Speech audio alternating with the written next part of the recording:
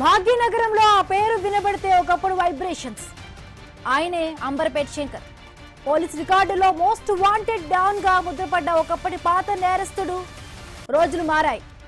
ఆ మాజీ డాన్ కాస్త సైలెంట్ అయ్యారు. అనుకుంటున్న టైంలో మళ్ళీ పాత రోజును గుర్తు చేస్తూ సీన్లోకి ఎంట్రీ ఇచ్చాడు.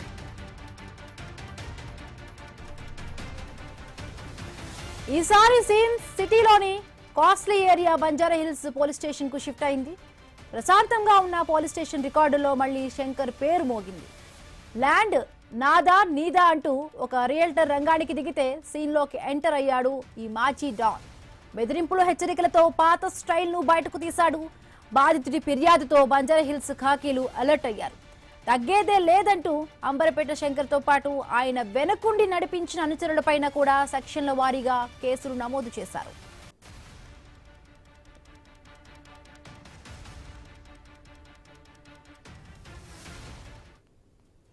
భాగ్యనగరంలో ఆ పేరు వినబడితే ఒకప్పుడు వైబ్రేషన్స్.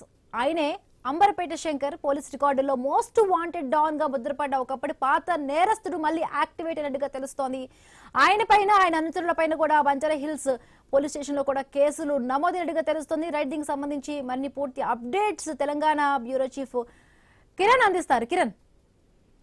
హిమబిందు చిన్నబోయిన శంకర్ అలియాస్ అంబర్పేట శంకర్ పై బంజారా హిల్స్ పిఎస్ లో కేసు నమోదైంది.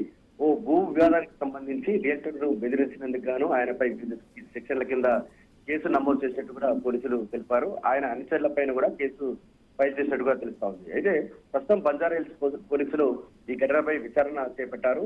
పోలీసులు నమోదు చేసినటువంటి సెక్షన్లలో రిమాండ్ కి సంబంధించిన సెక్షన్లు ఉన్నాయనేది కూడా కొంత క్లారిటీ రావాల్సింది. అయితే హైదరాబాద్ లో ఒకప్పుడు ప్రముఖ రౌడీ షీటర్, అదేవిధంగా గ్యాంగ్ లీడర్ గా శంకర్ కు గుర్తింపు ఉంది. ముఖ్యంగా అంబర్పేట్, గోల్నాక, నల్లకుంట ప్రాంతాల్లో ఆయన పేరు అప్పట్లో బాగా వినిపించేది. అంబర్పేట శంకర్ అంటే హైదరాబాద్ లో తెలియని వారు ఉండరు.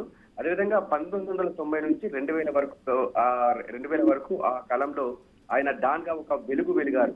అయితే భూ వివాదాలు, సెటిల్మెంట్లు, బెదిరింపులు, దాడుల వంటి అనేక కేసుల్లో ఆయన పేరు వార్తల్లో నిలిచింది. గతంలో ఆయనపై రౌడీ షీట్ కూడా నమోదైంది. పలుమార్లు జైలు జీవితం కూడా గడిపారు. అయితే కొంతకాలం క్రితం ఆయన గొడవలకు, సెటిల్మెంట్లకు మొత్తం దూరంగా ఉంటానంటూ కూడా ఆయన స్వయంగా ప్రకటించారు.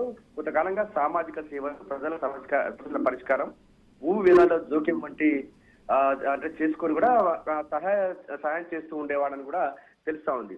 మరి ఈ కేసు సంబంధించి ప్రజల సమస్యల పరిష్కారం కోసం, లేకుంటే ఎవరికైనా హెల్ప్ చేసేందుకు ఈ భూ వివాదంలో జోక్యం చేసుకొని రియల్టర్ ను బెదిరించారా, లేకుంటే ఏదైనా డబ్బుల కోసం సెటిల్మెంట్ చేశారా అనేది కూడా ఇంకా తేలాల్సి ఉంది. ప్రస్తుతం అయితే ఈ ఘటనపై కూడా పోలీసులు కేసు నమోదు చేసి విచారణ చేపడతా ఉన్నారు.